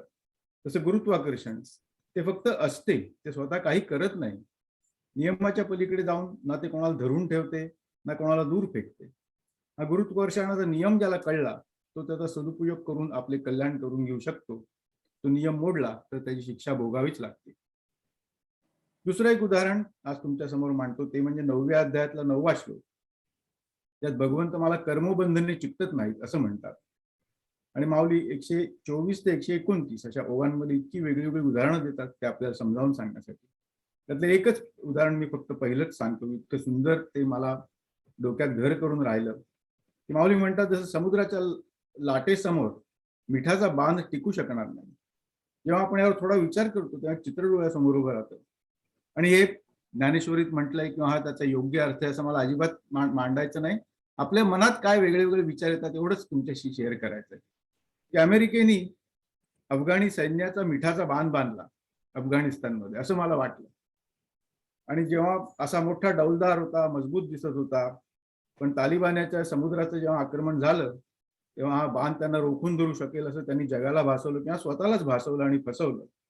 पण जेव्हा खरा समुद्र आला तेव्हा त्याच्या पहिल्या स्पर्शातच तो मिठाचा बांध पूर्णपणे विरघळला आणि त्या समुद्रातच विलीन झाला. तर अशा तऱ्हेचं प्रॅक्टिकल आपण लाईफमध्ये जसं संजीव कुरेनी मगाशी सांगितलं की आपल्याला काय काय बघता येतात गोष्टी आणि त्याचा गीतेत किंवा ज्ञानेश्वरीत तोच अर्थ असेल असा विचार करायची गरज नाही. पण आपल्या डोक्यात नवे नवे त्यातनं काही विचार येऊ शकतात. तिसरं एक पटकन छोटंसं सांगतो ते म्हणजे 9व्याच अध्यायातलं 33व्या श्लोकात भगवंत सांगतात की अनित्य आणि सुखहीन अशा मर्त्य लोकात तू माझी भक्ती कर आणि त्यानेच तू उत्कृष्ट गतीला पावशील. याचेही माऊली खूप मोठं विवरण करतात. जवळजवळ 40 ओव्या आपल्याला पाहायला मिळतात. त्याच्यात 30-32 वेगवेगळी उदाहरणं पण खूप सुंदर. 514व्या ओवीत माऊली एक वेगळंच उदाहरण देतात. ते म्हणतात की एक साप बेडकाला गिळत आहे. बेडकाचं मागचं अर्ध शरीर सापाच्या तोंडात गेलेलं आहे आणि साप त्याला पूर्ण गिळंकृत करणार हे निश्चित आहे. पण बेडूक त्याच्या स्वतःच्याच मोहजालात एवढा अडकलेला आहे की त्याचे तोंड जे अजून मोकळे आहे त्यांनी तो बाजूने उडी मारणारा मासा पकडण्याचा प्रयत्न करीत आहे. प्राणी जन्माला आला की सरळ रेषेत त्याचा प्रवास मृत्यूकडे सुरू होतो. म्हणजेच मृत्यूरूपी साप या त्याला सावकाशपणे गिळंकृत करत असतो. पण आपल्या भोगानंदामध्ये बुडलेल्या प्राणाला न याचे नसते ज्ञान न असते भान. तो नवे नवे मासे पकडून खाण्यातच पुरुषार्थ मानत राहतो. त्याहून जास्ती माझी काही बोलण्याची योग्यता नाही. परंतु निलमतांकडनं जे काय ऐकलं थोडे महिने त्यातून 2-3 उदाहरणं डोळ्यासमोर आले तेवढी तुमच्यासमोर मांडली. नमस्कार. खूपच छान सांगितलं तुम्ही आणि तुमची तिन्ही उदाहरणं छान होती. मेढकाचं विशेषतः इकडे मरायला टेकलं पण ते कुठलं तरी आलंय इन्सेक्ट तेच खायचंय त्याला राईट. छान सांगितलं. आता नंतर बोलते अंजली. नमस्कार. तुमच्या सगळ्यांच्या हृदयस्थ परमात्म्याला नमस्कार करून मी आता 12व्या अध्यायावर बोलणार आहे. माझा अत्यंत आवडता अध्याय 12वा अध्याय. तर 11व्या अध्यायापर्यंत अर्जुनाच्या मनातलं सगळं कन्फ्युजन, त्याचा सगळा जो काही मोह होता तो बराचसा क्लिअर झाला होता त्याला. आणि तरी पण 12व्या अध्यायाच्या सुरुवातीला तुमच्या आमच्या मनात येणारा एक प्रश्न अर्जुन आपल्या वतीने भगवंतांना विचारतो की भगवंता, तुझ्या व्यक्त रूपाची सगुणाची अत्यंत प्रेमाने उपासना करणारे भक्त तुला जास्ती प्रिय आहेत का तुझ्या अव्यक्त रूपाची निर्गुण निराकार सच्चित आनंद स्वरूपाची उपासना करणारे, ध्यान करणारे, सगळ्यांभोवती समभाव असणारे आणि सगळ्यांच्या चांगल्यासाठी काम करणारे असे निर्गुण भक्त तुला, या दोनपैकी सगळ्यात श्रेष्ठ भक्त कोणते? तर इथे हा प्रश्न थोडा जरा ट्रिकी आहे आणि भगवंताची पण थोडीशी जरा उत्तर देताना थोडी धांदल किंवा घाई झाली असं विनोबा भावे यांच्या वाचनात आलं. त्यासाठी एक उदाहरण दिलं तर ते योग्य पडेल की रामायणामध्ये जेव्हा रामाला 14 वर्ष वनवासात जा असं जेव्हा सांगितलं जातं तेव्हा तो लक्ष्मणापाशी येऊन पहिले म्हणतो की लक्ष्मणा, तू काही माझ्या बरोबर येऊ नकोस, तू इथे थांब, हा राज्यकारभार सांभाळायला मदत कर, आई वडिलांची काळजी घे, प्रजेचं सगळं हित बघ, मी जातो, मी परत येईन 14 वर्षांनी. तर लक्ष्मण म्हणाला, हे बघ रामा, मी तुझ्या वाचून जगू शकत नाही, मी तुझ्या बरोबर येतो आणि तुला मदत करतो. आणि मग राम लक्ष्मण वनात जातात. भरत परत येतो, बघतो सगळी परिस्थिती, त्यालाही अतिशय दुःख होतो, पण तरी तो काही तिथली व्यवस्था लावतो आणि रामाला भेटायला वनामध्ये जातो. रामामध्ये पाशी गेल्यानंतर राम त्यालाही सांगतो की नाही, वडिलांची इच्छा होती, त्यांच्या आज्ञेप्रमाणे तू राज्यकारभार बघ, प्रजेचं हित बघ, मी आल्यानंतर आपण बघूयात, पण तू तोपर्यंत कर्तव्यरूपी तुझं सगळं काम कर. तर तो पादुका घेतो, परत येतो अयोध्येत, सिंहासनावर त्या पादुका ठेवतो आणि उत्तम प्रकारे राज्यकारभार करतो. पण हे करताना तो स्वतः राजवाड्याच्या बाहेर एक आश्रम बांधून तिथे तपस्वी स्वरूपात राहतो. उत्कृष्ट सगळी सेवा करतो, पण तो तपस्व्याप्रमाणे जीवन जगतो, इतकं की 14 वर्षानंतर राम जेव्हा परत येतात, तेव्हा हा राम का भरत राम हे ओळखणं कठीण झालं होतं. मग इथे हे उदाहरण, इथे श्री लक्ष्मण म्हणजे सगुण भक्त आणि भरत म्हणजे निर्गुण भक्त असं प्रतिकात्मक घेता येईल. आणि समजा रामांना विचारलं की ह्याच्यातलं तुला जास्ती प्रिय कोण, तर काय उत्तर देणार? कुठलंही उत्तर दिलं तरी ते 100% खरं असेल असं नाही. तसं भगवंतांनी मग उत्तर देताना सांगितलं की जे अनन्य भावे अतिशय प्रेमाने माझ्याबद्दल माझ्याकडे मन अर्पण करून माझी पूर्ण वेळ पूजा, भजन, कीर्तन अशात वेळ घालवतात, असे सगुण भक्त मला प्रिय आहेत. पण लगेचच म्हणतात, तरी सगळ्यांच्या सेवेत रत असलेले आणि स्वतःच्या इंद्रियांना काबूत ठेवणारे निर्गुण निराकार सच्चित आनंद स्वरूपाची सेवा उपासना करणारे निर्गुण भक्त तेही मलाच येऊन मिळतात. पण निर्गुण भक्ती ही कष्टसाध्य आहे, कारण जोपर्यंत देहबुद्धी आहे, जोपर्यंत देहाचा अभिमान आहे, तोपर्यंत माणसाला असं निर्गुण भक्त अतिशय कष्टप्रद होतं. त्या मानाने सगुण भक्ती ही सुलभ भक्ती आहे. तर असं सांगितल्यानंतर पुढे 4 भक्तीचे मार्ग भगवंत सांगतात की या 4 प्रकारे भक्त मला येऊन मिळू शकतो. पहिला म्हणजे पूर्ण मन आणि बुद्धी भगवंताला समर्पित करायची. मनामध्ये सगळ्या प्रकारचे संकल्प विकल्प येत असतात आणि बुद्धीमध्ये सगळ्या प्रकारचे निश्चय होत असतात. तर हे सगळं भगवंताला अर्पण केल्यानंतर आपल्या जीवनातला कर्ताच भगवंत होतो. हा एक पहिला मार्ग झाला. दुसरा मार्ग झाला म्हणजे अभ्यास करून, म्हणजे हळूहळू नियमितपणे पठणाच्या द्वारा, कीर्तनाच्या द्वारा, भजनाच्या द्वारा, वेगवेगळ्या ग्रंथांच्या अभ्यासाच्या वाचनाच्या द्वारा भगवंत प्राप्तीची हळूहळू मनाला सवय करून घ्यायची. आपलं कर्तृत्व, चिंता, इच्छा, विकार सगळंच भगवंत अर्पण करायचा, हा दुसरा मार्ग झाला. तिसरा मार्ग झाला तो म्हणजे आपण जे काही करतो काम ते भगवंतासाठी करायचं, सत्कार्यासाठी करायचं. सर्व कामं काया वाचा मनाने जे काही आपण करू ते निष्कामपणे परमेश्वरात करताच कर्तव्य कर्म म्हणून करायचं. तर इथे उदाहरण एक मी ह्यांचं वाचलं, वाल्या कोळीचं, की तो पहिले वाल्या कोळी होता, नंतर वाल्मिकी झाला. भगवत परायण त्यांनी सगळी कामं करायला सुरुवात पासून त्यांनी जे रामायण लिहिलं ते भगवंतासाठी लिहिलं आणि ते आजपर्यंत आपण मानतो. तर कुठलंही आपण कार्य करू ते भगवंतासाठी करायचा, तिसरा मार्ग झाला. आणि मग चौथा म्हणजे सर्व कर्म फलत्याग. म्हणजे जेव्हा देहबुद्धी हळूहळू कमी व्हायला लागते, ज्ञान व्हायला लागतं, त्यावेळेला जाणवतं की आपलं स्वस्वरूप आनंदरूपी स्वस्वरूप हेच परमात्मा आहे आणि तो चराचरात प्रत्येक ठिकाणी भरलेला आहे. अशा वेळेला त्या माणसाचं जे काही कर्म होतं त्याचा फलत्याग हा सहज घडतो. तर या सर्व प्रकारे माणसाला परम शांती मिळत असते. असं भगवंत म्हणतात की सगळ्यात पहिले अभ्यासानंतर ज्ञान म्हणजे आध्यात्मिक ज्ञान, स्वस्वरूपाचं ज्ञान. त्याच्यानंतर ध्यानामध्ये म्हणजे आपल्याला जे काही अभ्यासातून ज्ञान झालं ते ज्ञान ध्यानामध्ये अनुभवायचं, त्या स्वस्वरूपाचं चराचरात. आणि ते ध्यानात आलेला अनुभव प्रत्यक्ष वर्तन करताना सर्व कर्म फलत्यागाच्या रूपाने अनुभवायचा तो वर्तनात, असं एका टप्प्यात जातं. आणि ह्याच्या पुढे भगवंतानी या सगळ्या भक्तीच्या 4 मार्गांनी भगवंतापर्यंत आपण पोचलो तर त्या भक्ताची भगवंताला प्रिय असलेल्या भक्ताची लक्षणं कुठली, गुण कुठले, ह्याचं सविस्तर वर्णन केलेलं आहे. मी वेळेच्या अभावी अगदी मोजके 10 फक्त गुण इथे मेन्शन करते. अंजली, आपण ते पुढच्या वेळी घेऊया, जे काय गुण आहेत ते. हा चालेल. कारण पण एक की शेवटचं वाक्य, एक असं शेवटचं वाक्य. एक वाक्य सांग फक्त, चालेल. हा, अशा प्रकारे सॉरी, भगवंती मला म्हणले की आवडत नाही असं तोडायला, पण करायला पाहिजे ना. हा असं म्हणले की या 12व्या अध्यायाच्या शेवटच्या श्लोकामध्ये की ही अमृतधारा जी श्लोकांची आहे, बाकी तुम्ही नाही काय केलं, पण अतिशय निष्कामपणे ही जरी अमृतधारा सेवन केलीत तरी ते भक्त मला आवडतात. आणि ते आपण सगळ्यांनी आता थोडा वेळ का होईना केलं त्याच्याबद्दल थँक्यू. थँक्यू निलिमाताई. नाही, छान केलास अभ्यास, छान करून आलीस. Good, very good. आता माधवी माझ्या आधीच्या क्लासमधली आहे. माधवी. माझा ज्ञानेश्वरी प्रवास. आज गीता जयंतीच्या निमित्ताने निलिमाताईंनी हा स्पेशल सेशन आयोजिला आणि खरंच खूप सुंदर आयडिया होती ही. आणि सर्वांचेच हे गीता आणि ज्ञानेश्वरीचे अनुभव ऐकून खरंच खूप छान वाटतंय. तर माझ्या बाबतीत सांगायचं झालं तर मला आठवतंय तेव्हापासून, म्हणजे अगदी लहानपणापासून म्हणजे मला ज्ञानेश्वरीचा सहवास घडलेला आहे. आमच्या घरातले वातावरण वारकरी संप्रदायातील आणि संतांच्या प्रेमातील असल्यामुळे माझे आई आणि वडील दोघेही ज्ञानेश्वरी वाचायचे.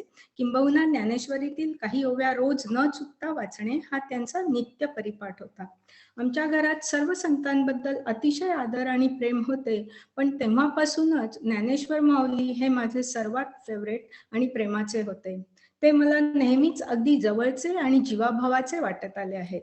आम्ही लहान असताना वडील आम्हा सर्वांना घेऊन वर्षातून 2 ते 4 वेळा आळंदीची ट्रिप करत असत. आम्ही तेथे माहेश्वरी शाळेत उतरत असू, धर्मशाळेत उतरत असू. आम्ही आमच्या कारमध्ये स्टो, डाळ, तांदूळ सर्व किराणा भरून घेऊन जात असू. मे महिन्याच्या सुट्टीत आम्ही 8-10 दिवस तिथे राहायचो. बरोबर 5-6 ज्ञानेश्वरीच्या प्रती घेऊन जायचो. आई, वडील आणि आम्ही मुले तिथे धर्मशाळेतल्या खोलीत बसून संपूर्ण ज्ञानेश्वरीचे पारायण 7 दिवसात करायचो. रोज साधारण 1500 ओव्यांचे वाचन व्हायचे. शेवटच्या दिवशी अगदी कमी म्हणजे 400-450 ओव्या असायच्या, कारण त्या दिवशी पारायण समाप्ती आणि प्रसाद व्हायचा. पारायणाची सुरुवात म्हणजे ओम नमोजी आद्याच्या ज्या ओव्या आणि शेवटच्या पसायदानाच्या ओव्या आणि समाप्ती हे सगळं मात्र मंदिरातल्या अजान वृक्षाच्या खाली बसून वाचायचो. पारायणानंतरची अजून एक पद्धत असते. शेवटची ओवी जी सच्चिदानंद बाबा आदरे लेखकू जाहला, ही ओवी वाचून झाली की लगेचच पुन्हा पहिल्या 5 ओव्या वाचल्या जातात, म्हणजे ओम नमोजी अद्याच्या. नित्यनेमाने जे ज्ञानेश्वरी वाचणाऱ्यांचा हा एक प्रघात आहे. म्हणजे तिथून पुन्हा पुढचे पारायण सुरू होते. अर्थात ते मग कधीही संपो, पण हे 7 दिवसाचे पारायण संपले की मग हे परत त्या पहिल्या 5 ओव्या वाचतात. अजून एक आठवण म्हणजे दिवसभर वाचन झाले की संध्याकाळच्या जेवणानंतर आम्ही समाधी मंदिरात दर्शनाला जाऊन तिथे अगदी निवांत बसायचो. त्यावेळी तिथे गर्दी नसायची, म्हणजे बाहेरच्या प्रवाशांची.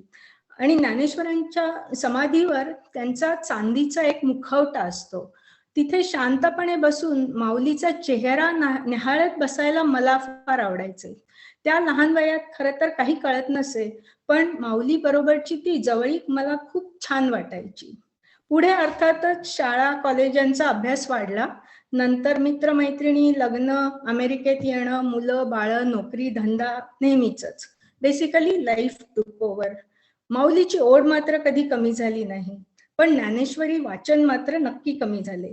पण प्रत्येक वेळी भारतात गेल्यावर मात्र आळंदीची वारी मात्र अजूनही असते. माऊलीला भेटायला जाणं हे असतंच. लहानपणी आई वडिलांबरोबर सर्व ठिकाणी जात असल्यामुळे प्रवचन आणि कीर्तनांमधून निरूपणासाठी घेतलेल्या ज्ञानेश्वरीतील ओव्या, काही ठराविक ओव्या म्हणजे नेहमी कानावर पडायच्या.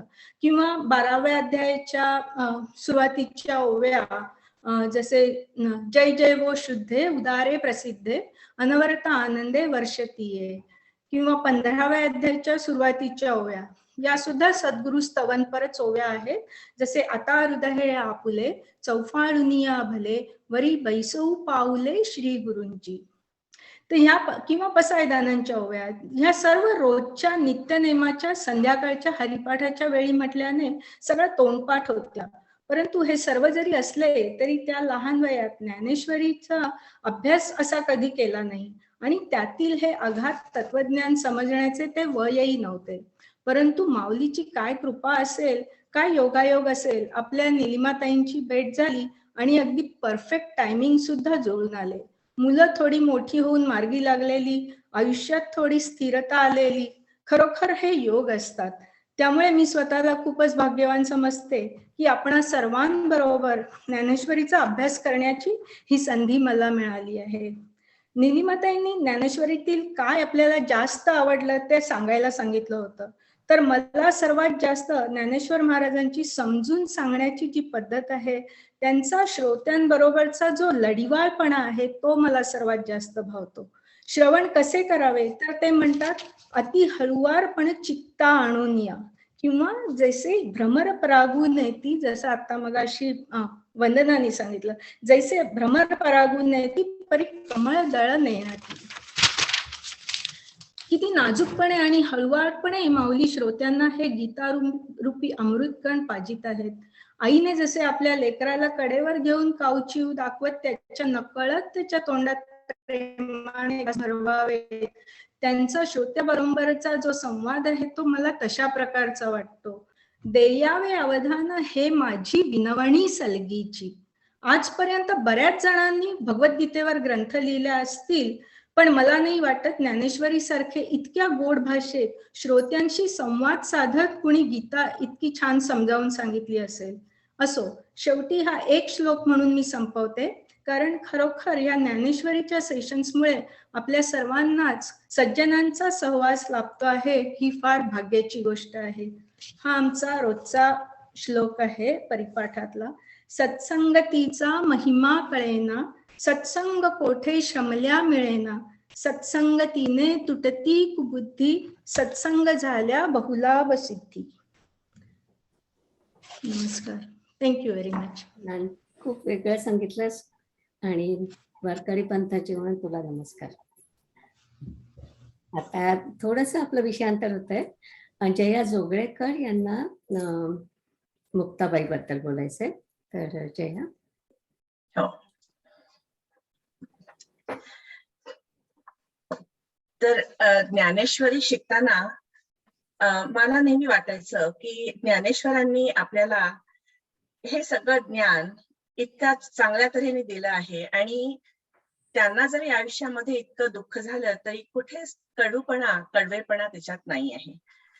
तर एवढ्या छोट्या वयात ह्यांना एवढी क्षमाशीलता, उदारता, दृढता कशी आली? तर असा मी विचार करताना मला लहानपणी मी म्हणायचे ते मुक्ताईचे ताटीचे अभंग, मी सगळे नाही 2-4 म्हणायचे, ते आठवायला लागले आणि मलाच माझ्या प्रश्नाचं उत्तर मिळायला लागलं. तर मुक्ताई ही केवळ 18 वर्षच तिचं वय होतं आणि तेवढ्यात ती विजेप्रमाणे चमकली आहे. त्यांचे 40 अभंग तेवढे आज आपल्याला वाचायला मिळत आहेत आणि त्यात त्यांनी गूढ ज्ञान मायेनी आणि सोप्या तऱ्हेने सांगितलं आहे. त्यातला त्यांचे जे ताटीचे अभंग आहेत ते अतिशय प्रसिद्ध आहेत आणि ते अभंग कसे लिहिल्या गेले ह्याच्याविषयी मी थोडं सांगते की जेव्हा ज्ञानेश्वरांना आणि त्यांच्या भावांना ज्ञान साधनेसाठी अजून अनुमती मिळत नव्हती, त्यांच्या आई वडिलांनी प्रायश्चित्त घेतल्यानंतर सुद्धा त्यांना पैठणला जायला सांगितलं आळंदीच्या चर्चेनंतर. आता तेव्हा हे भावंड थोडीशी खिन्न होती आणि त्यात कोणीतरी त्यांच्या आई वडिलांच्या विषयी काहीतरी अपमानदायक बोलल्यामुळे ते ज्ञानेश्वरांच्या फार जिव्हारी लागलं. मला माझं जीवन नकोच असं म्हणून त्यांनी झोपडीत जाऊन दार बंद केलं. तेव्हा सर्वांनी बरेच प्रयत्न केले त्यांना समजावायचे, परंतु दार काही उघडेना. शेवटी चिमुकल्या मुक्ताबाईने त्यांची समजूत घातली. मजवरी दया करा, ताटी उघडा ज्ञानेश्वरा. त्यांनी नंतर ज्ञानेश्वरांना योगीपणाचे स्मरण करून दिले. जगाचे अपराध सहन करतो तो योगी. विश्व जरी आपल्यावर रागवले तरी आपण जलासारखे थंड होऊन त्या क्रोधाग्नीला विझवावे. शब्द शस्त्रे हे उपदेश मानायचा. तसेच पुढे त्या म्हणाल्या, मोठी माणसे भूताप्रमाणे वागतायत, पण आपलेच दात, आपलीच जीभ, चणे खावे लोखंडाचे, तेव्हा ब्रह्मपदी नाचे. त्यानंतर भावाने जीवाचे भलतेच काही करू नये म्हणून बहीण किती आर्त व व्याकुळ झाली आहे. ती भावाला आपल्या प्रेमाची जाणीव करून देते व स्फूर्ती करून देते, हेही आपल्याला त्या ओव्यात दिसतं. तुम्ही सागराप्रमाणे मनाने मोठे व क्षमस्व बना. तुम्ही आपला आणि जगाचा उद्धार करा. आपले कर्तव्य करा व मनाचा तोर जाऊन देऊ नका, अशी ती त्यांना स्फूर्तीही देते. लढीवाळ मुक्ताबाई, जीव मुद्दल ठाईचे ठाई, तुम्ही तरुणी विश्वतारा, ताटी उघडा ज्ञानेश्वरा. आणि अशी या ताटीच्या अभंगाची 12 कडवी आहेत. आणि शेवटी ज्ञानोबांनी दार उघडले. धीराच्या तत्वज्ञानी व प्रेमळ मुक्ताबाईंनी भावाचा उद्वेग असा दूर केला आणि त्यांच्या कार्यात खंड पडू दिला नाही. तर त्यामुळे मला मुक्ताबाईंचं हे जे अभंग आहेत ते जास्त वाचावेसे वाटले आणि मी जास्त अभंग वाचले. आणि मला असं वाटलं की मुक्ताबाईंनी त्यांचं हे जे आत्मज्ञान आहे ते सर्व अतिशय प्रगल्भपणे आणि दृढपणे आत्मविश्वासाने व्यक्त केलेलं आहे. आणि त्याचं एक उदाहरण म्हणजे मुंगी उडाली आकाशात हा अभंग. मुंगी उडाली आकाशी, तिने गिळले सूर्याशी, माशी व्याली घार झाली, देखुनी मुक्ताई हसली. आणि त्यांचा अजून एक हरिपाठातला अभंग म्हणजे अखंड जयाला देवाचा शेजार, कारे अहंकार नाही गेला, मन अपमान वाढविसी हेवा, दिवस असता घेशी दिवा. सो हे सगळं वाचून आणि हे ज्ञानेश्वरीच्या विषयी आपण ऐकतो तर मला असं वाटतं की ह्या सगळ्या भावंडांनी कुलकर्णी कुटुंबियांनीच आपल्याला एक फार मार्ग स्पष्टपणे दाखवला आहे की आपण सर्व ब्रह्मरूपी. त्यामुळे आपण संयम ठेवायचा, राग न मानता क्षमा करायची आणि आपले कार्य करत राहायचं आणि जनकल्याण करत राहायचं. तर हा मार्ग इतका स्पष्टपणे दिसलाय तर आपण जरी ह्यातलं थोडं जरी पाळू शकलो तरी आपल्याला आपलं मन हलकं होतं, आपल्याला शांतता मिळते आणि आपलं आयुष्य आपल्याला नक्कीच आनंदाने घालवता येतं. तेवढंच. धन्यवाद. व्हेरी छान. आता मला थोडंसं वेगळं सांगायचंय. आपण म्हटलं की आज आपण म्हणजे आपलं सूत्र जे आहे ते उद्धरेत आत्मनात्मानम असं घेतलं आहे की आपला उद्धार आपण करायचा असतो. तर इथे वाचायला आणि ऐकायला आलेल्या सर्वांबद्दल सर्वांना माझ्याबद्दल थोडंसं सांगायचं म्हणजे मी सुरुवातीपासून थोडाफार अभ्यास करत होते, पण स्वामी दयानंद सरस्वती यांच्या आश्रमात गेले होते ती मी साधारण 2007-2008 मध्ये. तर त्याच्या आधी असाच एक गीता जयंतीचा कार्यक्रम होता न्यूजर्सीला आणि तिथे रंजन देशमुख पेटीवर पूर्ण संपूर्ण गीता वाजवत होती आणि तिच्या भोवती सगळेजण बसले होते आणि 3 तासात त्यांनी गीता संपवली. ते ऐकल्यानंतर मी रंजनशी बोलले आणि मग तिथून माझा उपनिषदाचा खरा अभ्यास सुरू झाला. तुम्हाला सांगायचं म्हणजे सुरुवातीला मला त्यातलं काही कळलं नाही, पण हळूहळू थोडंफार कळायला लागलं असं वाटतंय. तर आज रंजन आणि शशी देशमुख आपल्याकडे आले आहेत. रंजन आहेस का रंजन? नमस्कार म्हण.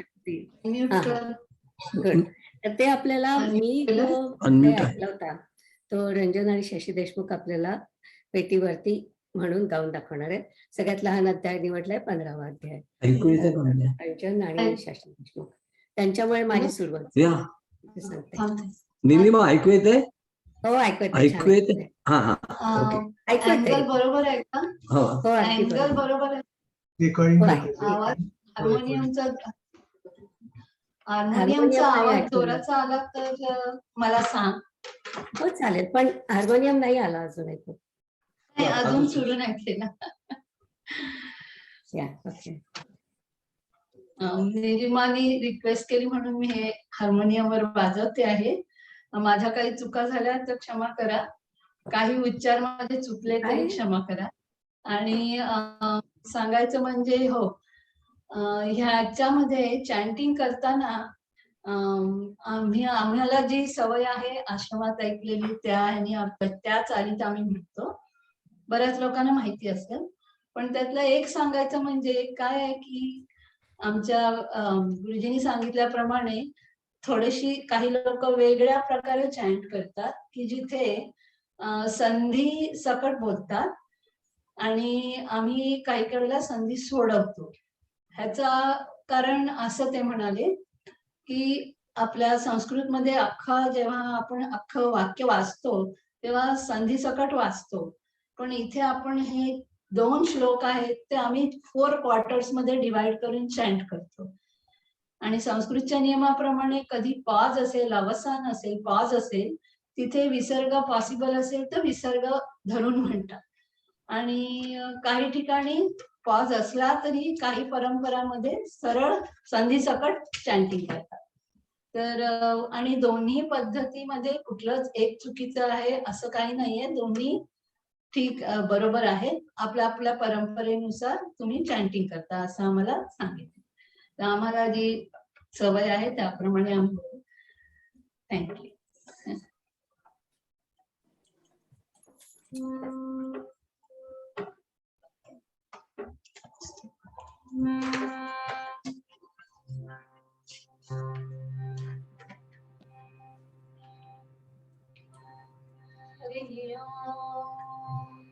अथ पंचदशोऽध्यायः श्रीभगवानुवाच ऊर्ध्वमूलमतः शाखम् अश्वत्थं प्राहुरव्ययम् छन्दांसि यस्य पर्णानि यस्तं वेद स वेदवित् अधश्चोर्ध्वं प्रसृता तस्य शाखाः गुणप्रवृद्धा विषयप्रवालाः अधश्च मूलानि न सन्ततानि कर्माणि बन्धीनि मनुष्यलोके न रूपमस्येह तथोपलभ्यते नान्तो न चादिर्न च सम्प्रतिष्ठा अश्वत्थमेनं सुविरूढमूलम् असङ्गशस्त्रेण दृढेन चित्वा ततः पदं तत्परिमार्गितव्यम् यस्मिन् गता न निवर्तन्ति भूयाः तमेव चाद्यं पुरुषं प्रपद्ये यतः प्रवृत्ति प्रसृता पुराणी निर्माणमोहाजितसङ्गदोषाः अध्यात्मनित्या विनिवृत्तकामाः द्वन्द्वैर्विमुक्ता सुखदुःखसङ्गैः गच्छन्त्यमूढाः पदमव्ययं तत् न तद्भासयते सूर्यः न शशाङ्को न पावकः यद्गत्वा न निवर्तन्ते तद्धाम परमं मम ममैवांशो जीवलोके जीवभूतः सनातनः मनःषष्ठानि इन्द्रियाणि प्रकृतिस्थानि कर्षति शरीरं यदवाप्नोति यच्चाप्युत्क्रामतीश्वरः गृहीत्वैतानि संयाति वायुर्गन्धानि वाशयाम् श्रोत्रं चक्षुस्पर्शनं च रसनं घ्राणमेव च अरिष्टाय मनश्चाय विषयानुपसेवते उत्क्रामन्तं स्थितं वापि भुञ्जानं वा मुनापितं विमूढानानुपश्यन्ति पश्यन्ति ज्ञानचक्षुषः यतन्तो योगिनश्चैनं पश्यन्यात्मानवस्थितं यतन्तोऽप्यकृतात्मानः नैनं पश्यन्त्यचेतसः यदादित्यगतं तेजः जगद्भासयतेऽखिलम् यच्चन्द्रमसि यच्चाग्नो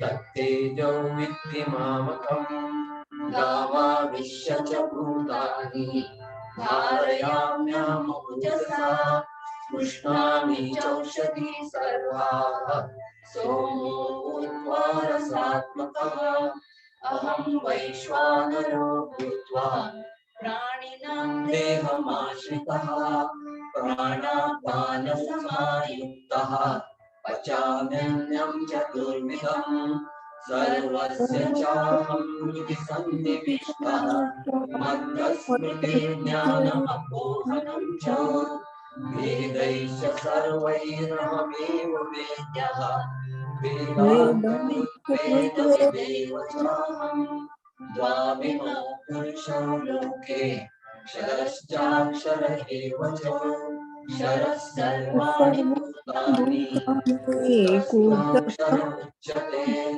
उत्तमः पुरुषस्त्वन्यः परमात्मेऽधिकारितः यो लोकत्रयमाविश्य विवर्त्यं व्यय ईश्वरः यस्माक्षरमतीतोऽहम् अक्षरादपि चोत्तमः अतोऽस्मि लोके वेदे च प्रथितः पुरुषोत्तमः यो मामेवमसम्मूढः जानाति पुरुषोत्तमं स सर्वविद् भजति वा सर्वभावेन भारत इति गुह्यतमं शास्त्रम् इदमुक्तं मया नृः एतद् बुद्ध्वा बुद्धिमान् स्यात् कृतकृत्यश्च भारत ॐ तत्सत् इति श्रीमद्भगवद्गीतासु उपनिषत्सु ब्रह्मविद्यायां योगशास्त्रे श्रीकृष्णार्जुनसंवादे पुरुषोत्तमयोगो नाम पञ्चदशोऽध्यायः सर्वधर्मान् परित्यज्य मामेकं शरणं व्रज अहं त्वा सर्वपापेभ्यः मोक्षयिष्यामि मा शुचः हरिः ओम् नमः पार्वतीपते हर हर महादेव. थँक्यू रंजन आणि शशी. आता आपण समाप्तीचा श्लोक म्हणणार आहोत. तर वेदांती जे असतात, आत्ताच हिने सांगितलं तसं, रंजननी सांगितलं तसं, वेदांती आरती म्हणत नाहीत, पण हे संपवतात. काय म्हणतात त्याला, हा आरतीच्या ऐवजी पुढचा मंत्र म्हणतात. तर तो मंत्र माधवी म्हणून दाखवते. माधवी, आपण इथे लावूया.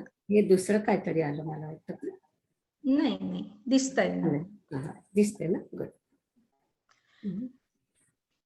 न तत्र सूर्यो भाति न चंद्र तारकम् नेमा विद्युतो भाति कुतोऽयमग्निः तमेव भान्तम् अनुभाति सर्वम् तस्य भासा सर्वमिदं विभाति. ओम शांति शांति शांति. ओम पूर्णमदः पूर्णमिदं पूर्णात् पूर्णमुदच्यते पूर्णस्य पूर्णमादाय पूर्णमेवावशिष्यते. ओम शांति शांति शांति. हरि ओम. शांति.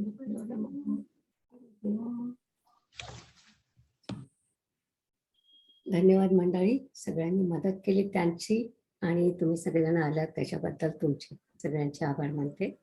आणि आजचा आपला गीता जयंतीचा कार्यक्रम संपला.